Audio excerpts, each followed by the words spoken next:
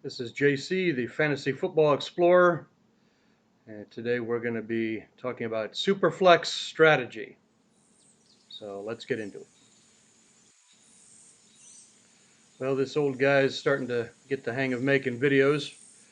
I still haven't figured out what a WAP is, but I can make some YouTube videos. But we're getting into Superflex Strategy. I was recently in a money league draft. 3 starting wide receivers, a flex, and then a super flex where you could start a quarterback.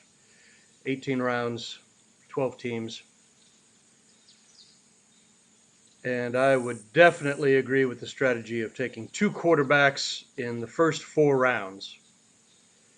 And maybe sneak one in the 5th round if you really want to wait, but you need to have quarterbacks. With 2 quarterbacks, you can really gain an advantage. It becomes more of an area of strength or weakness. And some of these teams, I don't know if the people were familiar with Superflex. They waited on their second quarterback. Now you have to know the game you're playing. And with the Superflex and the second quarterback, these quarterbacks can score 20 points a game. It's hard to find other players that will do that. You really want 2 good quarterbacks, and then you want to back them up with a third for bye weeks and in case of injury. Now we had one team that took Matthew Stafford early, good. Then they took their next quarterback in the 17th round, Jacoby Brissett. You're not going to win a Superflex league doing that. One team had Matt Ryan and Davis Mills.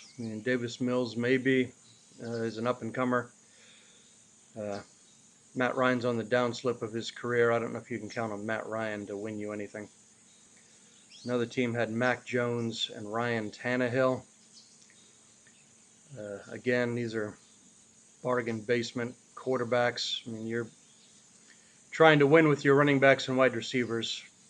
You can't really feel good about Mac Jones and Ryan Tannehill.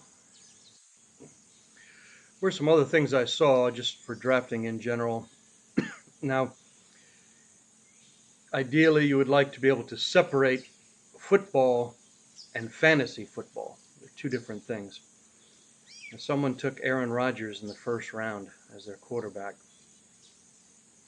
There are a lot of other better fantasy quarterbacks out there. Tom Brady, Jalen Hurts, Joe Burrow, Dak Prescott, Russell Wilson. They were still on the board available to be drafted, and they took Aaron Rodgers first. Without Devontae Adams, he's not going to be putting up the same numbers. You can like Aaron Rodgers, and again, if you're playing fantasy football, you want to have fun, but I think it's more fun to win. Another team, they took the Buffalo Bills defense in the 7th round. They took a defense before they even drafted a quarterback. And they drafted their kicker also from the Buffalo Bills, Tyler Bass, in the 11th round. Again, you can have a favorite team and you can like them, but you're going to have a difficult time winning. And you want to keep it separate, football and fantasy football.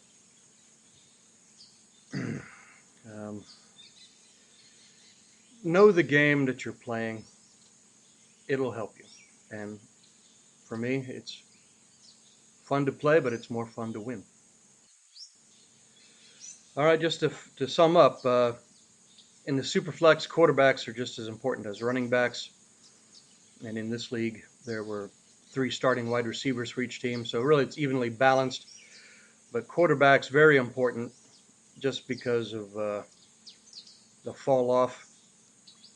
2 quarterbacks in the first 4 rounds. I recommend that strategy. My quarterbacks I got were Joe Burrow and Kirk Cousins, and I backed them up with Trevor Lawrence.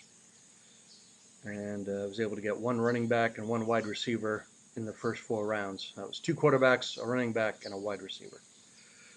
Very solid, very safe.